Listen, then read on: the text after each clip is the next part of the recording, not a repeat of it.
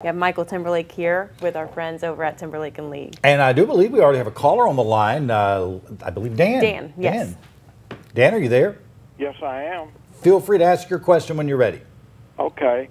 If you're injured on the job and you are entitled to workman's compensation and the company is paying workers' compensation and then they stop paying it and then they pay it again, it's so sporadic.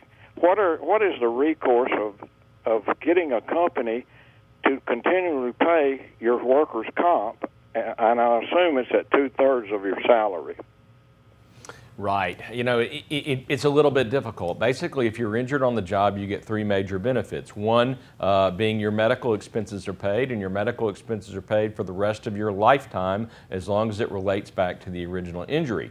The second thing is compensation for time off work. It's called temporary total disability payments, and temporary total disability payments are paid at 2/3 of your 52-week average weekly wage. So they look at what you've made over the past year and then divide it up by the weeks, and that's what they pay you for the time period that you're off work. You don't get paid for the first 3 days that you're off work, but they should pick it up after that. And typically they will pay it bi-weekly. Sometimes they'll pay it weekly, but most of the time they pay it out like a regular paycheck.